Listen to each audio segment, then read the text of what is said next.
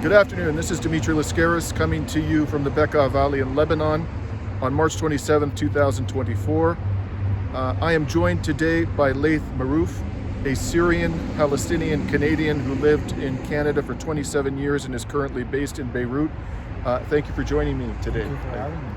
So Laith, before we talk about what's been going on in this region, why don't you tell our audience a little bit about yourself? I'm sure some of them will already know of you, but maybe you could summarize your history. Well, I am a law consultant, specialized in the media rights of indigenous and racialized communities. I'm also a media producer. I used to, be an executive director at a TV station in Montreal, and still a media activist, mainly for Palestinian liberation and anti-imperialism in general. And some people may remember me from the Netanyahu days in 2002 when the students at Concordia shut down this attempted speech by Netanyahu. And this is kind of a quick summary. And we don't need to get into the details, but I think it's fair to say that the Zionist community, particularly in Canada, regards you as a controversial figure, shall we say. Yes. Yeah. But, again, we don't want to take up this important interview about what's going on in this area, talking about all of that. I'm sure you can check it all out. Do you want to just sort of summarize, however, if you could encapsulate your response to all the various controversies that you've been subjected to? What's going on there? What's that all about? What it's all about is that the Zionists, as we see in Gaza, they cannot accept a proud, strong Arab liberation in a person or in a group in general. And for the Zionists in Canada, the way I speak to them, demeaning them, is too much to deal with. They like an Arab, even one that is critical of them, to be soft-spoken and begging for their rights, or constantly trying to get them to acknowledge their humanity. I don't care if Zionists or the Canadian government or the American government acknowledge my humanity. I assert my humanity. I assert my rights as a Palestinian, as an Arab, and I have no care for what they think about me. And this is really what bothers them the most. They're fine with the collaborationists or the liberals, or what a strong, assertive Arab voice. That's where they draw the line. So let's move to the subject of where we are, and I'm just going to come around here so people can see what we are standing beside. Is quite something to behold. Why don't we start by you telling us what happened here, to the best of your knowledge? So last Tuesday there was an Israeli air raid, and they hit this residential building. It was 3 floors, just like the everything around us here, that has storefronts in the bottom, and they completely destroyed it. And as you could see, if we can turn around, every house, every building around got damaged. They lost some of their wall, their windows.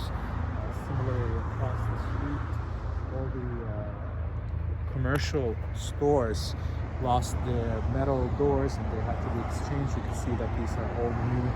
There's that mechanics shop. All these cars are destroyed, and similarly all the way to there. So that the cars there, that was a mechanic shop. Yes, it's a mechanics shop, and he specializes in Volvo cars. And right. All the cars are destroyed right now because of the everything falling on it. Right, and so more broadly, this is, obviously this was struck really hard. What's been happening in the Beqaa Valley, and particularly the Baalbek region, in the month of March?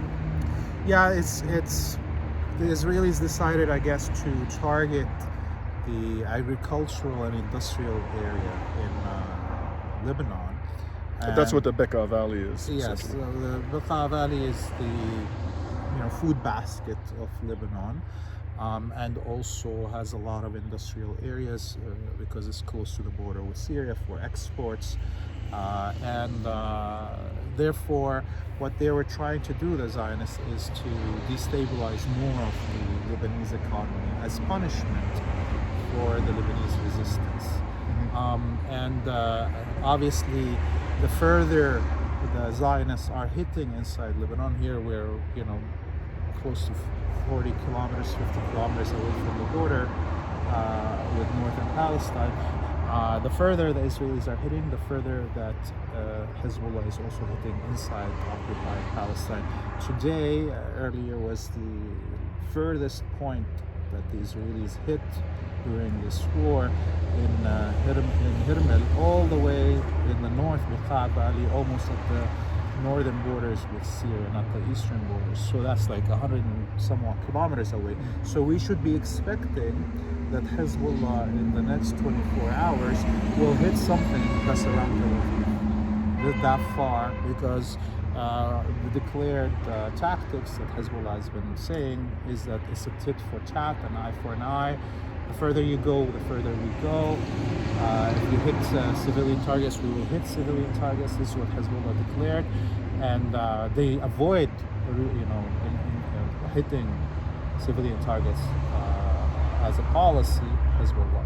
But the minute the Israelis do so, it is civilian targets, then Hezbollah retaliates in kind. Well, we're going to be continuing our journey. We have other damaged sites to see today, and we'll continue our discussion. Thank you for listening in. So, March 27, 2024, Laith and I have moved on from the site of that demolished building where we talked a little bit about Laith's background and his experiences with the Zionist lobby, and we are now in the heart of Baalbek. That site, that demolished building that we saw, was on the outskirts of Baalbek, as I understand it. It was in the Baalbek region. But right now we're in the heart of Baalbek, and perhaps, Laith, you could take a few minutes to explain what this extraordinarily beautiful place is, its historical and religious significance. Yeah, so this is the shrine of Sayyida Khawla, which is the shrine of Khawla, which is the granddaughter of Ali and Muhammad. The importance of it is, at the outset of Islam, the break between Sunni and Shia is actually a political break, and it happened when Muawiyah, the founder of the Umayyad Empire, usurped rule, and Muslims called on Hussein, the grandson of Muhammad, to rise against the dictatorship, which he did, but there wasn't many fighters with him. And that's the Battle of Karbala, where Hussein and much of Muhammad's family were slaughtered, and the women and children were captured of Muhammad's family. And we see here actually the map of the path where the women of the Prophet's family and his children were marched from Karbala, the red path that we see on the map, all the way north of Iraq into what is now Turkey, down to Syria, down to Lebanon, and then to Damascus, where they were brought to bend on their knees and acknowledge Muawiyah as the Khalif. In this location, one of the daughters of Hussein, her name is Khawla, she was 6 years old. She died on this death march. She got buried here, and there's this shrine for her commemoration of her martyrdom. As you can see, the shrine is now decorated in Iranian architecture style, because the Iranian government paid for the restitution of this place and the beautification of it in the 1980s. Why don't we take a walk around here just to give people a sense of the splendor of this place.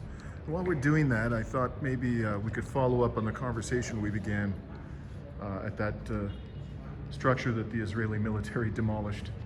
I talked a little bit about the fact that you've attracted a considerable amount of ire from supporters of Israel, the Zionist lobby, the Canadian government, amongst others. And I'd like you to give us a little more granularity on why that's happened, in your opinion. Obviously, you have a view which I find quite persuasive, that this has a lot to do with the fact that you are an outspoken Arab man who unapologetically advocates for resistance against the apartheid and now genocidal regime. But I'd like to hone in on some of the things you've said, which have really gotten their tempers fired up. And so, and I'm sure there have been a number of things over the years, because you mentioned that you used language that's demeaning of Zionists. Yeah. And why don't you tell me, in your opinion, based on what you've seen and heard in terms of the reactions, what do you think are the three most controversial things you've had to say about Zionists? Well, obviously, I targeted the Grand Wizard of Zionism in Canada, Erwin Cutler. Right. And we have an ongoing, I guess, battle, me and him, all the way back to 2002 with the shutdown of Netanyahu at Concordia University. At the time, Erwin Cutler was the Minister of Justice in Canada. And of course, some would say the Minister of Injustice. And we had, given that the War Crimes and Crimes Against Humanity Act is the only person that can charge somebody under that is the Minister of Justice, or the Attorney General, Erwin Cutler. At the time, we had petitioned Erwin Cutler to arrest Netanyahu, and he refused. So we ended up occupying his office, his writing office in Montreal. So he never forgot that, obviously. I just want to pause there for the benefit of our audience and say that in 2002, and I say this as a lawyer, there was absolutely no question that Netanyahu was a war criminal, because Netanyahu, in his capacity as Israeli leader, minister, prime minister, had done everything he could to expand the settlements in the West Bank. And I'm not even going to get into all the atrocities for which he is directly and indirectly responsible and was at that time. Let's just talk about the settlements so people understand how outrageous it was that Cutler refused to lift a finger to arrest Netanyahu when he was in the jurisdiction of the Canadian government. The settlements are an unequivocal war crime, slam dunk war crime. The forcible transfer of a civilian population to occupied territory is a clear violation of the Fourth Geneva Convention. And in fact, 2004, 2 years later, the International Court of Justice unanimously ruled, even the American judge, that the settlements violate international law. So I just want to say, there's really no plausible justification, if we're going to take seriously the war crimes legislation, the Geneva Convention Act being incorporated into Canadian law, for the Attorney General of Canada not to arrest Netanyahu when he is on Canadian territory. Yes. So please continue. Yes, and maybe some of our viewers wouldn't know this, but Erwin Cutler, his wife, was the personal secretary of Menachem Begin, the Israeli prime minister. And their daughter, who, by the way, was involved in I believe, the Haganah terrorist organization back in the day. Yes, and so he's a war criminal, butcher, and she was his personal secretary. And the daughter or stepdaughter that took Erwin Cutler's name, the daughter of his wife, it was a Knesset member, a member of the Knesset with the Likud party. Mm-hmm. So clearly the family of Erwin Cutler are even on the extreme right of the fascist in the Zionist colony. So it's not like Erwin Cutler, how they portray him in the Canadian media as a liberal. So what's the most controversial thing you said about the Grand Wizard of Zionism in Canada? Yeah, I mean, I said he looks like a circumcised dick with makeup, So right. For them, that was a personal humiliation. And of course, all his Zionist dogs came barking, And when was this that you called him? this was in 2022. And look, but I want to kind of be clear, the reason that the Canadian government attacked me lately. I want to come back to that. Let's just focus on this for a second. Would you agree with me? I'm just going to play devil's advocate here. That you can criticize, and I would apply the same commentary to myself, because I've said some things in retrospect. I believe they were absolutely true. They were entirely justified. But in retrospect, if I had found language that was more, shall we say, civilized, it would have probably been better. Yes. What do you say listen, about I that? didn't use the word dick, by the way. I used the word penis. Okay. Well, so I used that's an improvement. So, the scientific term. I Right. also said that Jewish white supremacists are bags of human feces. Right. Again, I didn't use slang. I used the scientific Right. term for things. now, I want to pause there.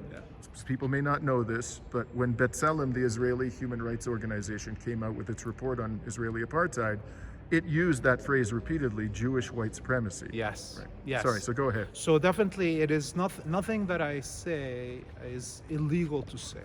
Nothing that I said is criminal. Nothing that I said could fall under hate speech laws. This is why I have never been charged with such thing.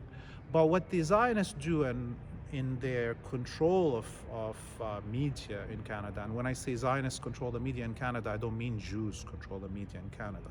For the Rogers family is a Anglo-Protestant family that controls 80-somewhat% of the licensed broadcasters in English, but it is a Zionist family. Similarly, in the French sectors in Canada, the broadcasters is the Peledo family, which is a French Catholic family that is Zionist. And fanatically so. I think. Exactly, and they own the majority of the French-speaking media in Quebec and Canada. Right. Therefore, the Zionists control the media in Canada, and what they do, knowing that they can't find me guilty of any crime and they can't charge me with hate speech or what have you, they decide to assassinate my name. So it's a political assassination, a destruction of a reputation, of repetitive libelous and defamatory comments about myself without allowing me to appear on this media. I have not been allowed one right to response on any media outlet in Canada. And let me say, I am a passionate believer, having been on the receiving end of many of these attacks myself, in the right to defend oneself, particularly against an accusation so severe as anti-Semitism. But I have not found myself in the position. I've always maintained some kind of a presence. I don't know how I've managed to do it. Maybe I've just been lucky so that I was able to respond. But they've completely silenced you. And one of the reasons why I wanted to have this discussion with you today is I want people to understand, who are watching and listening, is that I've never seen, even in the independent media, not just in the mainstream media, your response to any of these very serious accusations. And I just find that whatever people may think about the language that you've used, whatever they may think about your critique of Israel and Zionism, to say that you shouldn't even have an opportunity to respond to these allegations is outrageous to me. The only media that gave me space are indigenous media in Canada. And so I was on the Real People's media. We had a panel with indigenous leaders, including the war chief of the Mohawk Nation, and black leaders, and we spoke about these things. So ultimately, what we see is that because they cannot argue, the Zionists cannot argue with me, they will lose any argument.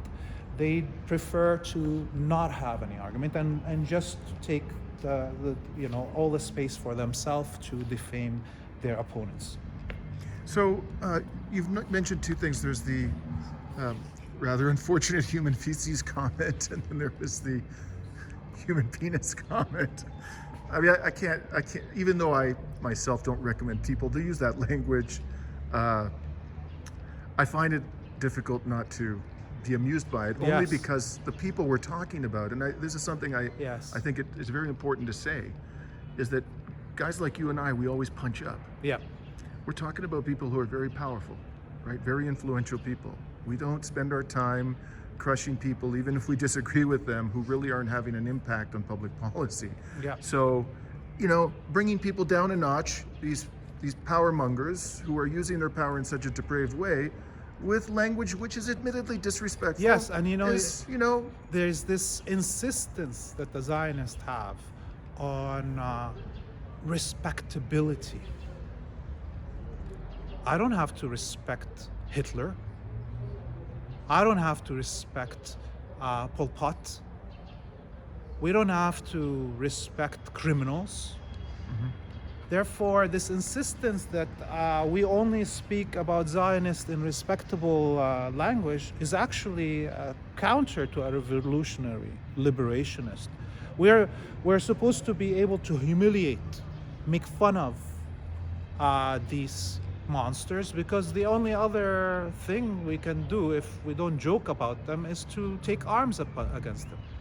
How is somebody... And then we'll end up dead. Exactly, and Right. we'll end up being called terrorists. Right. So the only possible thing that a Palestinian, an Arab, a Muslim, Canadian can do to face off with these powerful Zionists is to humiliate them, make fun of them. This is supposed to be the safest thing that you can do. Comedically joke about your opponent. Apparently, that is not allowed for Palestinians. We're not allowed. We have to be respectful when we speak to our genociders. Now, there have been some rather extraordinary attempts made in the recent past to really completely marginalize you and remove you from any corner of the public discourse, however remote that corner may be. And one of them involved, you have an organization which was doing advocacy work at the CRTC around diversity. Could you tell us briefly about that organization and what happened to it? Yes, it's the Community Media Advocacy Center, and our main work was focused on the rights of indigenous, racialized, and disability communities to media reflection and employment. We had consulted the Mexican government, for instance, to write its indigenous broadcasting laws, the South African government to write its community television laws. And what the Zionist, what really pissed off the Zionists in Canada is that CMAC became the authority at the CRTC on these files. And what blew their mind was our last participation at the CRTC during the hearing to renew the license of the CBC. And during that hearing, we demanded that the CRTC order CBC to put on the file the employment diversity numbers, their programming diversity numbers, and the CRTC ordered CBC to do so. And the CBC refused the order of the CRTC to release this information on the record. And we ended up having people inside CBC leak us this information, and we deposited it on the record. And we had a huge battle with the president of the CBC on the issue of the ban of the use of the word Palestine. Okay? And that came out, all of it during the hearing, which really angered the Zionists, that it became an issue. And at the end of this hearing, the CRTC actually, for the first time in its 60 years history, ordered and put conditions of license on CBC to come into compliance with the law for the number of employees that are racialized or indigenous, and for the programming. And you know what happened? The government of Canada revoked the decision of the CRTC. So the attack came on me and on CMAC, and part of it was behind it really was this issue. It's not the issue of my language. Just so people understand, if am I correct that the pretext for this assault on the decision in your work was a human feces comment? Was that basically what the Zionists wanted to do is to kind of ruin the name of CMAC, okay, the Community Media Advocacy Center, and the only thing that they could do, or our advocacy at the CRTC, is by targeting my Twitter account, my personal Twitter account, and the views that I put there, or the language that I use. And while this attack was happening on CMAC and myself because of the language that I use, behind the scene, without anybody noticing, the governor in council, meaning the cabinet of the prime minister, revoked the decision with the CRTC, and nobody covered it. So nobody covered the fact that the government of Canada revoked the CRTC decision because it gave the rights to racialized and indigenous people finally to have employment at the CBC. And they have since come after your organization. First of all, am I correct that they've disqualified CMAC from making any further submissions to the CRTC effectively? Well, we had a contract with the Ministry of Heritage to CMAC did. Yes, CMAC had a contract with the Ministry of Heritage to organize national and regional conferences that bring together the racialized communities, producers from those communities, and academics from those communities, to put a proposal forward to the CRTC about new regulation to guarantee the rights of these communities. And halfway through this work was when the attack came on myself, and the Ministry of Heritage revoked the contract that it had with CMAC. The chair of the CRTC was brought in front of the Heritage Committee at the Parliament and was asked to ban myself and CMAC from participating. And he said a few things that are very telling. One of them being that, well, the CRTC is an open forum, anyone can intervene, and that we can't ban those who are our critics. CMAC was the major critic for the CRTC on the files of racialized, indigenous, and disability communities, and so he admitted that we are the major critic, but he said they were studying ways to not allow us to intervene, which would be not only a breach of CRTC policies and regulations, but it would be a breach of the norms of court procedures. Why? Because if I go in front of a court and I put a file, let's take Rudy Giuliani, who everybody hates. Okay, so Rudy Giuliani goes into court and he puts in front of the judge motions or files on this court case. Imagine if the judge says to him, I will not accept your presence in my court. I will not accept your interventions on this file because I don't like your speech outside my court. So basically the CRTC and the Canadian government are trying to ban CMAC from participating at the CRTC, not because of our filings at the CRTC, but because of speech outside this court. Right. And that is a breach of the norms of justice, period, or procedures of court. Am I correct that CMAC is a not-for-profit corporation? Yes, it's a non-for-profit corporation, and I am just a consultant there. I don't even sit on the board of directors. So it actually has, so people understand, it has distinct legal personality, so they're punishing the not-for-profit corporation that's done all of this important work at the CRTC. Yes, and the board of directors of CMAC is all indigenous women. Okay, so I am the only non-indigenous person in the organization, representing on the files of racialized communities, as my expertise is. So it's really odd what they were trying to do, and it's of course it's throwing away hundreds of years of norms of legal proceedings. Now, they're trying to claw back some money from CMAC, I understand. Can you tell us a little bit about that? So that contract from the Canadian Heritage, was 140 somewhat $1,000, and the under pressure from the Zionists, the minister and the Attorney General wanted to recover this money. And of course, anyone that knows any basics about contract law, the way it works is you go into a restaurant, you order 10 plates, and 5 of them arrive at the table. You can tell the waiter stop the other 5, but you have to pay for the 5 that are on your table, whether you ate them or not, whether you like the food or not. The service has been provided.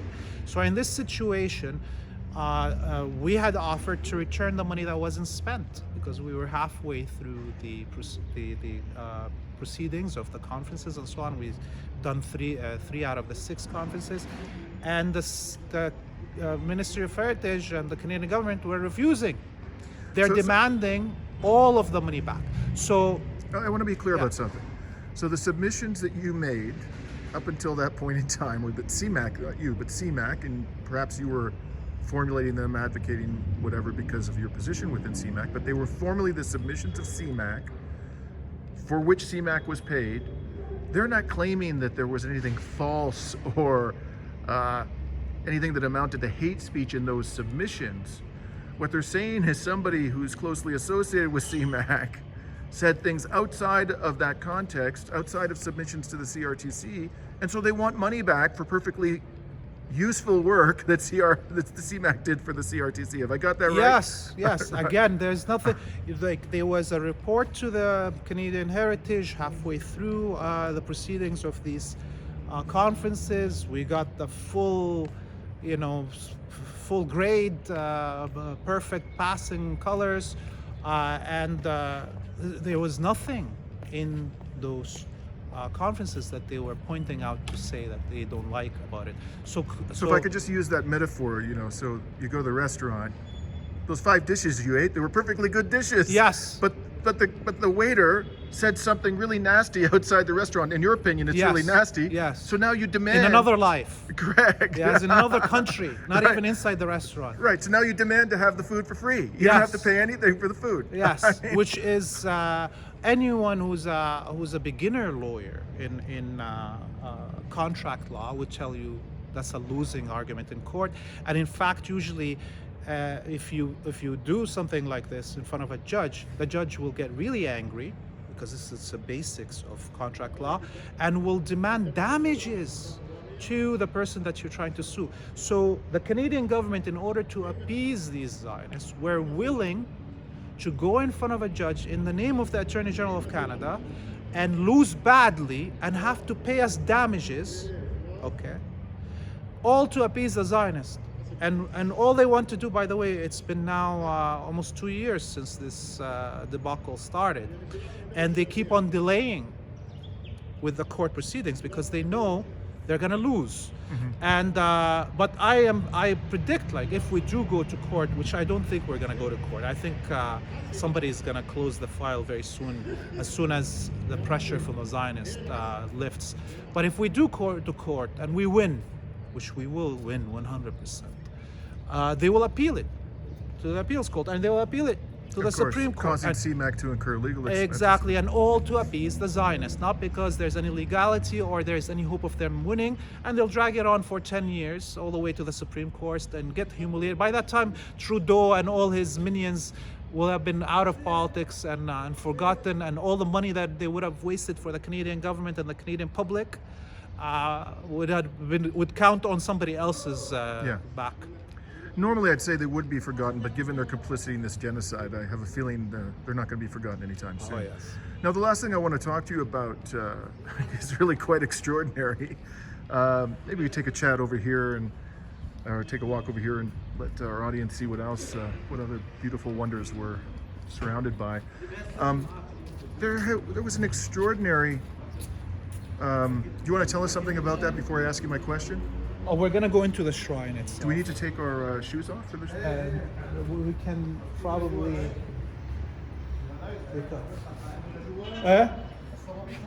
Okay. Yeah. We have to take off our shoes here. Just do that.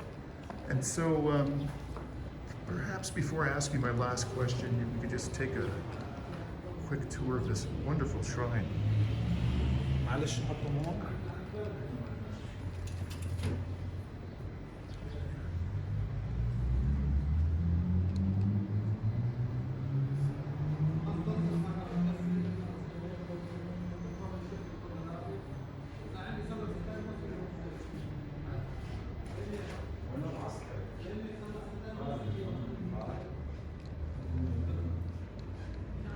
Wow.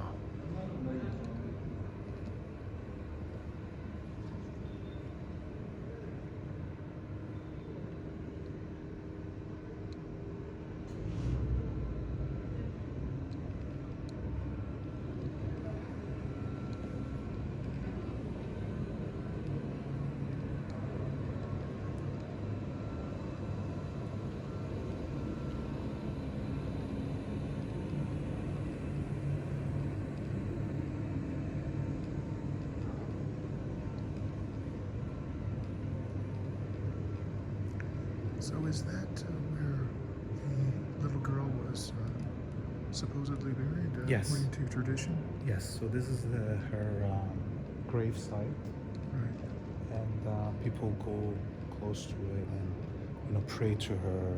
Right. What was her name? Khawla.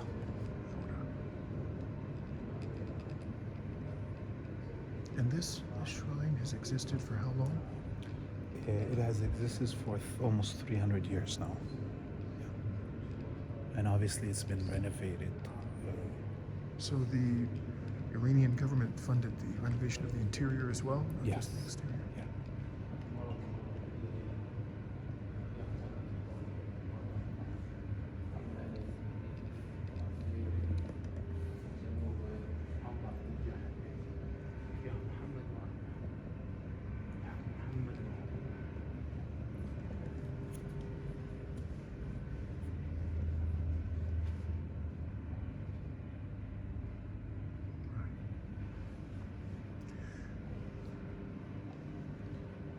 Now, actually, I thought there was one other question I should have asked you at the beginning. Would you call yourself a religious man? And if so, what religion do you ascribe to? I would say I'm faithful. So I have faith that there is one God and one humanity, and that our duty on this earth as human beings is to do justice, to do the 10 commandments, basically. Don't kill, don't steal, and the best form of worship is to help others and liberate ourselves and anyone that is facing oppression. That is, I think, if there is a God, that this is the thing that they would ask us the most. And that the story of Khawla that we're visiting today, or the story of Ali and Hussein, or the story of Jesus, or all these prophets before them, it is always the story of suffering in order to bring justice to the community we live in. And so it doesn't matter to me what is your what sources of traditions you can pull on that you have in your culture, in your as long as you can find in those sources something that encourages you to give to the community and better the society around you and sacrifice yourself to that, then you are on the right path of the one God and the one humanity. So perhaps take my last question outside, because I don't want to disturb the worshippers. But I'll start my question here, and you can answer when we get out the door. There was an extraordinary, in my opinion, it was extraordinary hearing in Washington, I believe, recently, which had a lot to do with you. And so could you maybe tell us, what was that all about? Yeah, the Zionists really lost their mind. And I guess my humiliation of Erwin Cutler and my disregard to civility when speaking about Zionists, triggered them to have such an extraordinary hearing. I don't. Oh, sorry. We have to go out this way. Okay, sorry. We'll take it outside. We almost went to the women's section. Okay. So again, we were. Thank you. Yeah. So the Zionists.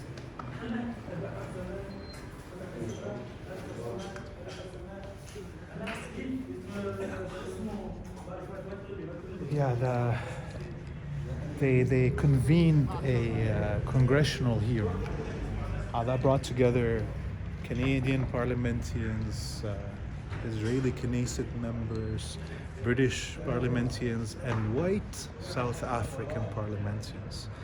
And they rounded the heads of the social media sites, Meta, TikTok, Facebook, and YouTube.